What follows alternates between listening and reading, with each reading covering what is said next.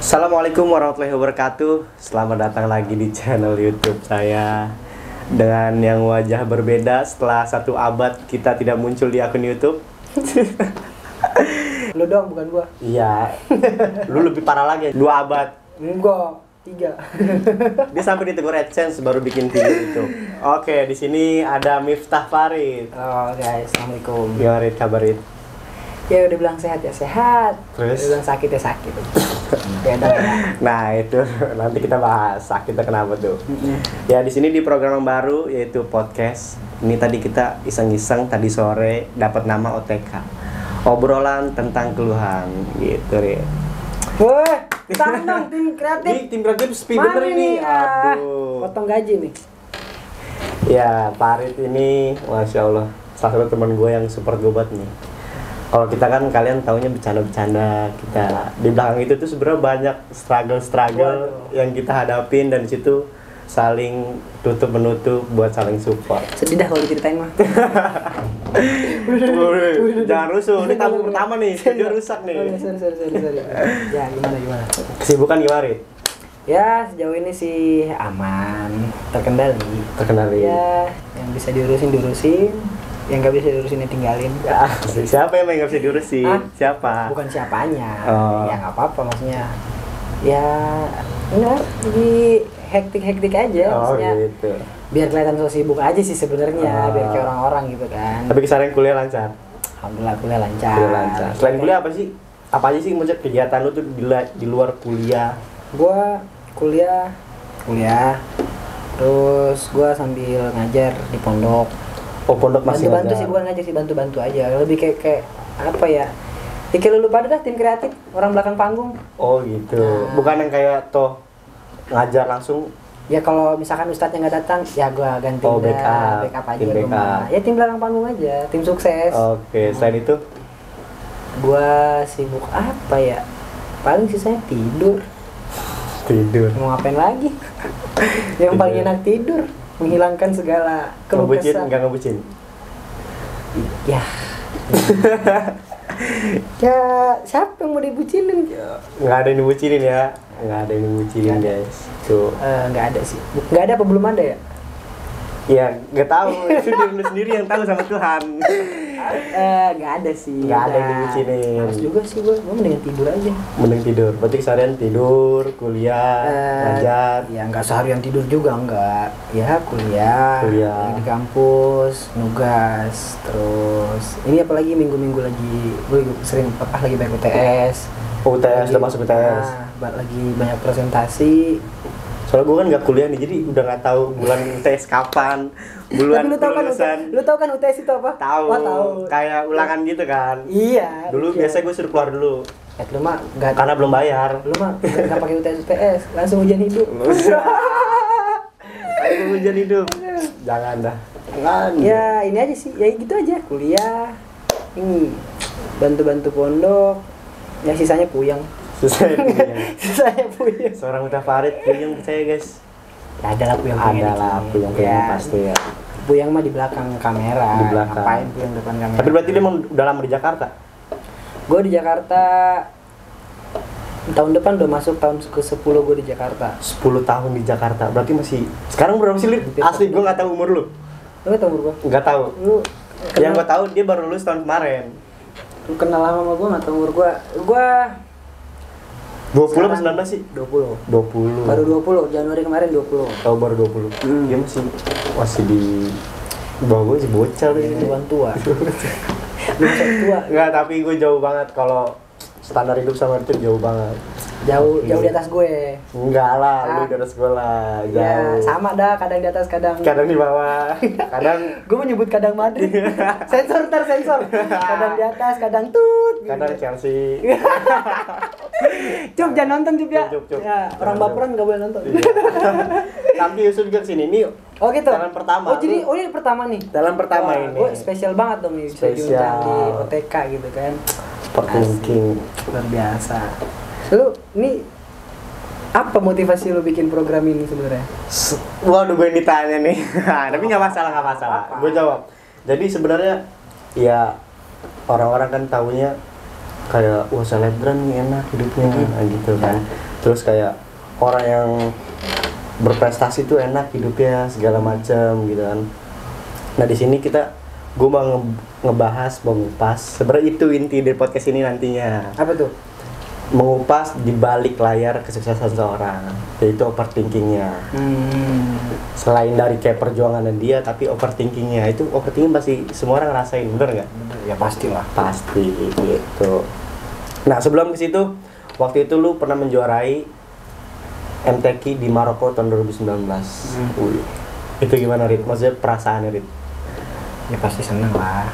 Ini mau dibahas lagi nih. Gue soalnya podcast di luar podcast ini udah banyak. Udah banyak pembahasan itu. Kan? Gue yakin yang nonton juga udah pada tahu ceritanya. Perasaannya aja gimana? Perasaan aja ya. Ya pastinya senang karena itu salah satu mimpi gue dari kecil. Oh mimpi, emang udah cita-cita situ? Dari kecil kan gue selalu dimotivasi sama bokap gue buat kamu harus bisa jadi core internasional gitu kan, jadi juara dunia gitu kan. Berarti emang dari kecil dididik jadi kori? Dari kecil. Dari umur berapa yang lu inget? Jadi bokap nyokap gue tuh kori apa ya? Ya bokap gue kori kampung lah. Oh kori kampung. Bisa lah gitu. Bisa lah. Nyokap gue nggak bisa amat tapi ngerti lah. Oh ngerti. Ya. Oke. Jadi gue emang ada basic dari orang tua. Berarti emang keluarganya, maksudnya lahir dari keluarga agamis? Ya, gue lahir dari yang lingkungan alhamdulillahnya dekat sama agama gitu kan. Terutama bapak gue kori juga, yang tadi gue bilang kori kampung gitu kan. Dan ya udah, gue dari kecil ya nggak jauh-jauh kerjaan gue ya ngaji. Ditambah di rumah gue ada TPA. Oh ada TPA. Dan ya udah, gue tiap bangun tidur ngeliat orang ngaji, sore pulang sekolah ya bocah ngaji, malam orang ngaji ya sehari-hari gue ya ngaji terus gitu. Kalau gue waktu itu disuruh ngaji malah main layangan gitu. Terus kalau disuruh nih ngaji yang nyampe tasnya. Iya tasnya. Habis itu gue ke lapangan main bola. Ya pantesan kelihatan kan sekarang. Terus kalau jam 5 baru ke musola atau dihukum. Ya, emang nyesel asli. Iyalah. Apalagi pas ngeliat, gue juga nggak tahu ya, maksudnya pas udah lulus sekolah terus ketemu sama teman-teman atau circle yang ya bukan sekedar bisa, emang jago itu kan gitu ya. Namanya orang udah bisa menjuarai kan, wah Qurannya emang udah jago gitu ya, kan. Tapi kan itu semua jadi pengalaman gitu kan, maksudnya jadi tamparan hidup juga sih. Ya di samping tamparan ya, lu jadi punya cerita sendiri. Wah gue masa kecil gue dulu ngaji gini gitu loh, yang nyampe tas gue doang gitu kan. Yang ngaji yang di ngajiin cuma tas gue doang. Itu kalau tasnya masih ada sekarang dia pinter itu. Itu kalau tas bisa ngomong, punya mulut, itu yang bisa ngaji tasnya. Itu dia yang bisa ngaji. Gue aja gini aja bengong. Ya itu kan jadi cerita gitu kan. Ya tapi it's okay lah, orang punya masa kecil yang berbeda-beda gitu. Iya. Ya. Berarti emang udah lahir dari agamis. Dari kecil gue udah dicokokin ngaji sampai gue pindah ke Jakarta. Ya, itu umur berapa? Gue ke Jakarta kelas 6 SD. Umur berarti gue masih 7 tahun berarti. 11. Enggak 7 tahun dong. Kelas 6 SD ya kan sehat. Iya, kelas 6 SD. 13-an atau 12? 11 tahun gue ke Jakarta. Gue mondok sendirian, bener-bener nggak ada keluarga gue di Jakarta. Lah, Kanisa? Oh, kakak gue itu setahun setelah gue di Jakarta, baru gue ajak ke Jakarta. Oh. Biar gue ada teman di Jakarta. Nyusul. Tadinya dia udah lulus di Makassar kuliah. Dia udah lulus di Unhas, tapi gue bilang dia mending kuliah di sini deh. Di sini ada kuliah yang basicnya agama. Biar gue ada teman juga, ada saudara juga di sini gitu. Oh. Ya udah, oke. Tes lulus, ya udah tinggal bareng gue di pondok. Sekarang ya ngajar dan ya kita bareng lah. Bareng. Emang gue waktu pertama kali ketemu dia sama kakaknya kayak orang pacaran emang. Kalau yang nggak tahu ya, tuh orang pasti bagian ngira pacaran ya. Followers baru pasti bilang ini orang apaan sih, maksudnya ngaji tapi kok pacaran gitu kan. Iya. Ya lu masa gue harus masang kartu keluarga gue di feed gitu kan, nggak mungkin kan. Atau di PP-nya atau kan. gue tulis di bio saya dan Anissa Nurles merupakan adik kakak kan, nggak mungkin. Ini gue kasih tahu nih mumpung lagi lu nonton, gue dan seseorang yang bernama Anissa Nurles adalah saudara kandung. Jadi Kanisa adalah kakak gue dan ya gue adalah adiknya Kanisa gitu. Udah jangan ada yang nanya-nanya lagi kita pacaran atau apa ya. Tapi Kanisa anak pertama? Anak pertama, gue anak kedua. Berapa saudara sih? Gue berempat. Kanisa anak pertama dan satu-satunya cewek. Oh, satu-satunya cewek. Satu-satunya cewek. Gue anak laki-laki pertama dan gue punya adik 2 laki-laki semua. Berarti bisa dikatakan Iya, biasanya cowok itu tetap Ya tetap, gue sebagai laki-laki paling tua pasti. Jadi tumpuan keluarga. Pasti. Ada yang umur berapa adek? Adik gue yang pertama sekarang kelas 4, dia umur 11 tahun. 11 tahun, yang bontot cuma beda setahun, 10 tahun berarti. Oh berarti sama kayak gue sama abang gue beda setahun. Beda setahun. Tuh 11 tahun guys, masih panjang guys. Harus kita pantau bro. Yaelah, ini mah baru dimulai. Garis startnya baru dimulai nih kehidupan ini. Yaelah, makanya kalau ada orang yang seumuran kita terus tiba-tiba ngomong udah capek hidup, ya elah coy. Ya, ini baru dimulai ya? Ini baru start tuh, kalau lagi lomba lari tuh baru tulisan start, lu baru mau lari. Terus berarti, lu udah bilang udah capek hidup, ya elah. Berarti lulus SMK tuh start hidup sebenarnya? Ya iya, buat lu nih ya yang gue bukan merasa tua nih, gue udah, maksudnya gue kan udah selesai SMA. Buat kalian-kalian yang anak SMA yang mau coret-coretan nih lulusan, yang mau coret-coretan, gue nggak ngelarang lu mau coret-coretan atau mau apa, tapi yang lu harus tahu adalah ketika lu lulus dari SMA itu bukan berarti lu lulus dari semua beban hidup, tapi lu baru memulai arti hidup sebenarnya. Ya, oke lah, lu merayakan kelulusan, tapi jangan lupa besok ya lu masih hidup besok dan masih ada hari-hari selanjutnya. Nah itu yang harus lu persiapkan dari sekarang. Apalagi soal keluarga, beda-beda keluarga. Ada yang nuntut anaknya buat kerja di kantor, ada. Pasti. Padahal basicnya kreatif, itu banyak. Ya kalau itu kan apa ya, ekspektasi orang tua terhadap anaknya kan macam-macam ya. Macam-macam. Yang pada intinya adalah pasti orang tua berharap sesuatu yang tinggi. Maksudnya gini. Orang tua ini pasti berharap anaknya bisa lebih daripada dia kehidupan dia sendiri. Kayak gue tuh mau anak gue tuh hidupnya jauh lebih baik daripada gue. Jangan sampai mungkin yang orang tuanya udah mapan itu oke lah, maksudnya bisa tinggal apa ya, mewariskan kepada anaknya. Tapi kan buat kita kan nggak semuanya di sini punya duit, kurang ada gitu kan. Pasti orang tua ada punya standar ekonominya pun tidak begitu tinggi gitu kan, rata-rata lah ya. Dan itu pasti mereka punya harapan kepada anak-anaknya buat lu sebagai anak gua harus bisa lebih daripada gua. Nah itu yang kita sebagai anak harus ya wujudin itu gitu. Kalau dari lu pribadi nih, ada tuntutan gak sih dari keluarga misalnya, lu harus gini Rit, apa kayak lu harus punya rumah, lu harus punya mobil, lu harus ini harus ini? Kalau dituntut sih enggak. Orang tua nggak pernah ngomong lu harus punya mobil, lu harus punya rumah lu segala macam gitu. Nggak pernah ngomong langsung ke gua gitu kan. Tapi gua bisa ngebaca mata mereka kalau apalagi terutama gua anak laki-laki pertama gini kan. Ya gue bisa membaca di mata mereka itu, mereka punya harapan ke gue buat terutama apa ya, nerusin adik-adik gue nih karena masih kecil-kecil kan. Sedangkan kan orang tua kita kan nggak selamanya hidup gitu kan. Ya mudah-mudahan sih orang tua kita panjang umur gitu kan. Tapi yang namanya umur, yang namanya hidup kita nggak ada yang tahu. Kita harus prepare dari sekarang ya. Apa ya, amit-amit maksudnya mati nggak ada yang tahu ya. Tapi kalau misalkan dalam waktu dekat gitu kan, ada apa, Allah sudah waktunya buat orang tua kita kembali ke hadapan Allah dan kita masih begini, ya lu mau ngapain? Lu mau ngapain kira-kira? Kalau lu nggak nyiapin dari sekarang gitu kan. Nah itu yang terbesit di hati gue ketika ngelihat mata orang tua gue gitu kan, kayak ya walaupun mereka nggak ngomong langsung ke gue, tapi gue udah kayak menaruh harapan. Gitu kan, karena kan kalau kakak gue perempuan, dia udah nikah ya dia ikut suaminya. Nah, itu pun ada di gue dong. Nah, ya seharusnya kalau gue mikir dewasa dari sekarang gue harus gue harus berpikir kayak gue masih punya adik 2 nih. Sedangkan orang tua gue udah berumur lah. Maksudnya ya gue sih selalu berdoa buat orang tua gue dipanjangin umurnya. Tapi kan nggak ada lagi-lagi nggak ada yang tahu kematian kapan datangnya. Jadi ya mau nggak mau gue harus mempersiapkan segala-galanya dari sekarang gitu kan. Lu udah kepikiran sampai situ, Rit? Bukan kepikiran lagi. Judul lu overthinking. Langsung masuk ke inti pembahasan ini. Jadi ya gitu. Maksudnya sampai mikirin nih adek gua harus gua udah mikir jauh ke sana cuy. Jadi emang kayak gue ngeliat teman-teman gue, ya mungkin yang kalian ngeliat gue di IG kayak hahaha apa ya, ngopi sana ngopi sini ya, tapi ya di balik itu ya gue juga memikirkan ini gitu kan. Gue memikirkan keluarga, gue mikirin ini, gue mikirin adik-adik gue mikirin keluarga gue gitu kan. Berarti lu bukan orang yang tipikal di Jakarta nih ditransferin uang sama orang tua, nih Rit, buat kehidupan 1 bulan. Nih Rit, nih gue kasih ini aja cerita dikit ya. 10 tahun gue di Jakarta, gue cuma dibekalin uang pas berangkat pertama kali ke Jakarta 500.000. Toh 500.000. 500.000 dan ya udah.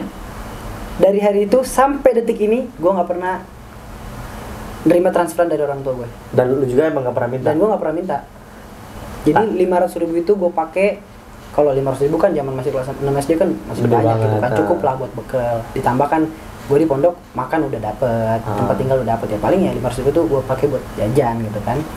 Ya alhamdulillah kesini-sini ya itu tadi berkah gue dari kecil ngaji, gue punya bekal, ya Allah datangin rezeki dari situ gitu. Rezeki dari mana aja ya? Dari mana aja. Enggak lu dari orang tua gitu? Enggak. Ya itu tadi gue cuma dibekali 500.000, setelah itu gue nggak ada transfer dari orang tua lagi. Tuh, guys. Tapi Tuhan yang ngasih langsung melalui berbagai cara. Tuh, jadi kalian jangan merasa saya kan masih kuliah, tanggungan masih di orang tua, berarti nggak gitu, ini 10 tahun. Gue 10 tahun. Ya Terus? karena gue yakin aja gitu kan. Maksudnya gue punya pegangan.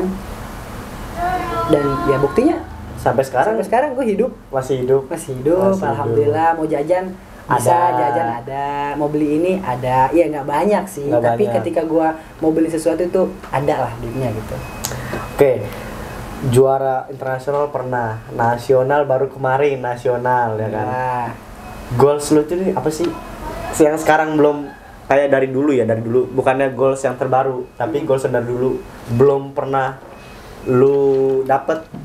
Ada nggak? Ada Apa- lah. Apa cuma Yang kayak dari dulu. gue core internasional gitu? Udah. enggak dong.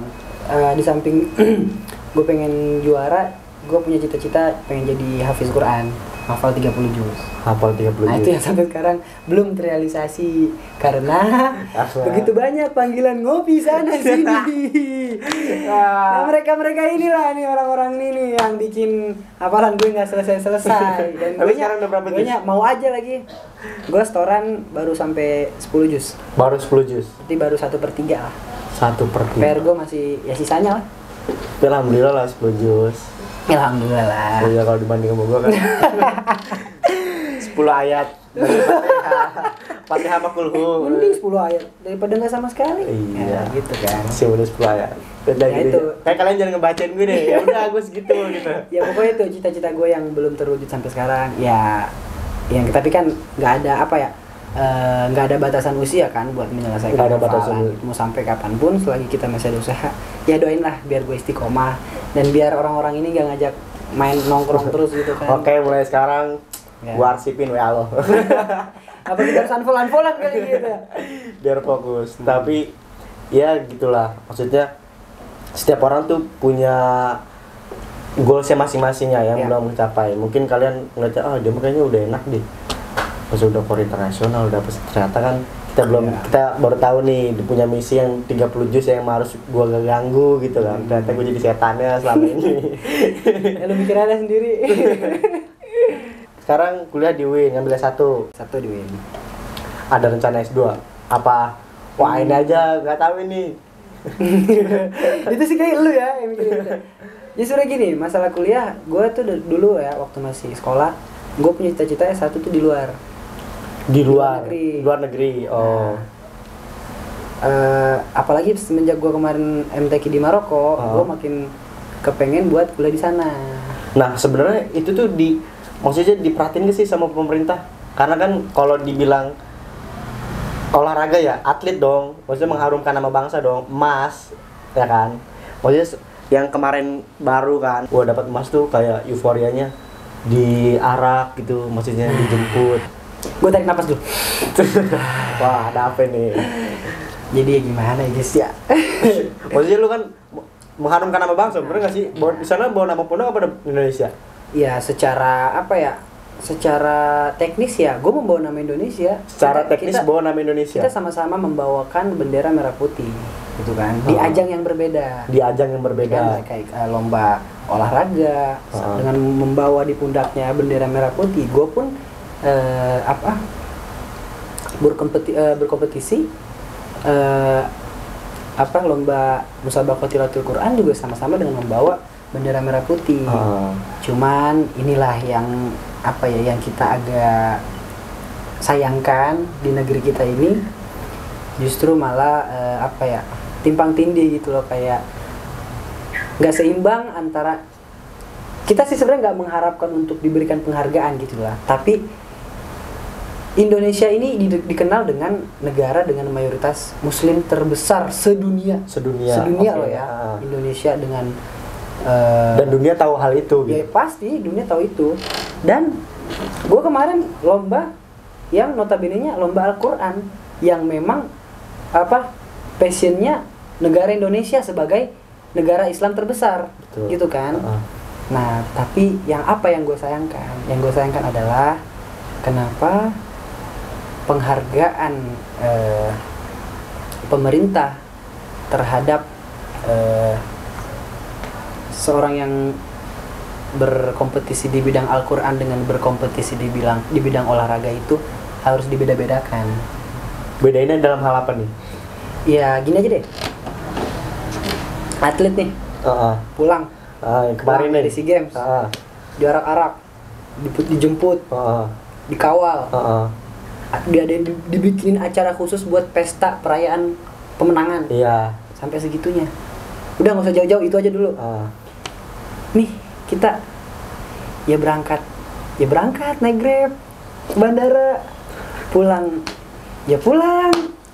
Berangkat naik Grab asli, berangkat naik Grab. Cuma lomba internasional di Maroko. Berangkat naik Grab. Waktu itu didampingin siapa aja? Gue didampingin sama kayak gue. Sama kayak berdua aja tuh. Gue didampingin sama kayak gue. Tuh, bukan, yang gue maksud naik Grab tuh bukan pas ke Maroko. Pas ke Maroko gue dianterin sama mobil pribadi kayak gue.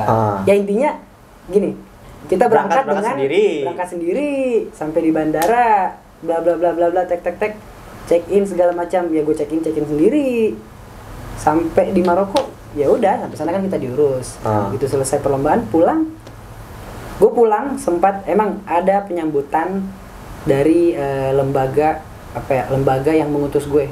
Kalau di MTQ itu disebutnya LPTQ. LPTQ itu yang yang nyambut di bandara.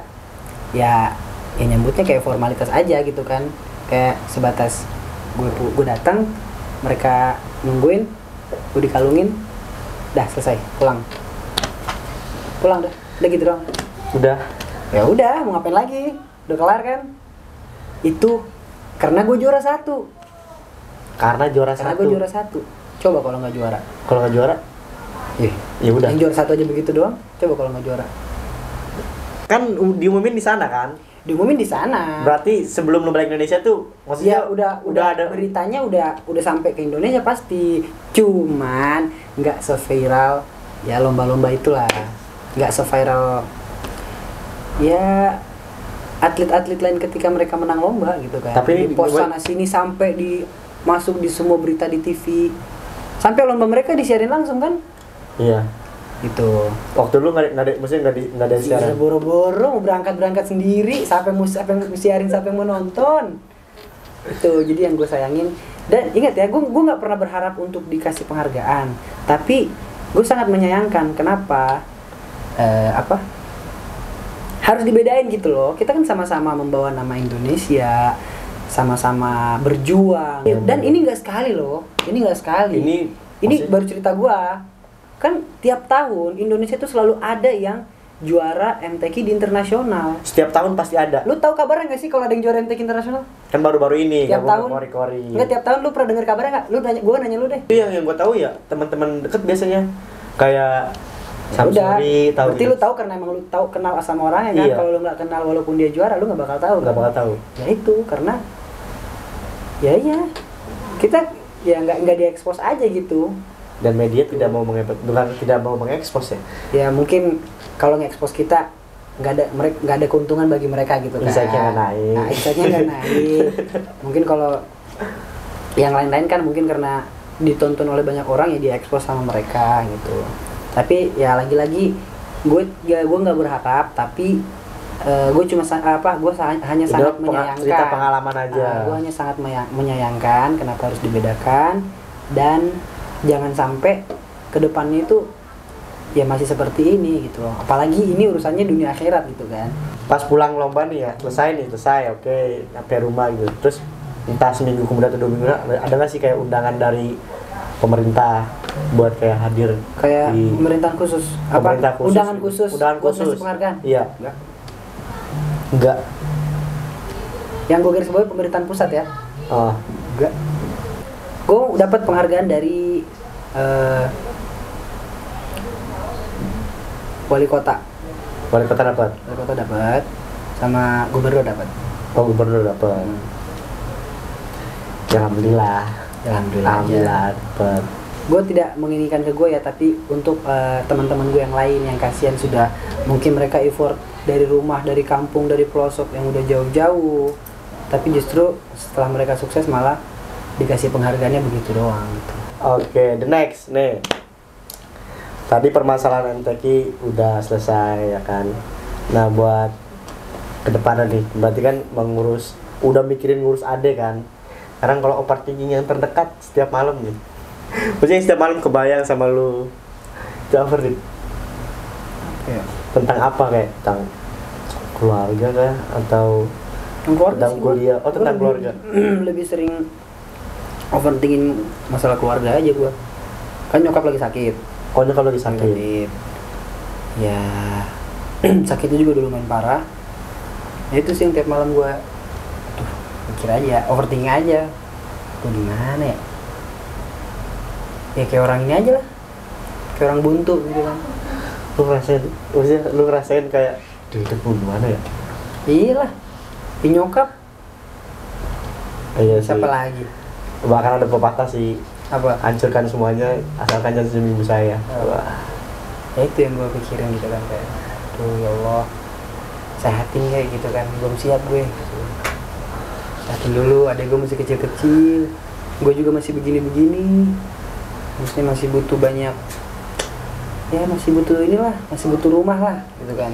Nyokap gue kan ya pasti anak laki-laki ya rumahnya adalah ya emaknya gitu kan. Ya kalau nggak ada emak, mau dari ke siapa? Ya walaupun masih ada bapak, beda dong rasanya ke emak sama ke bapak gitu kan. Iyalah pastilah. Itu yang gue pikirin. Ya ditambah paling masalah-masalah pertelan lah sisanya.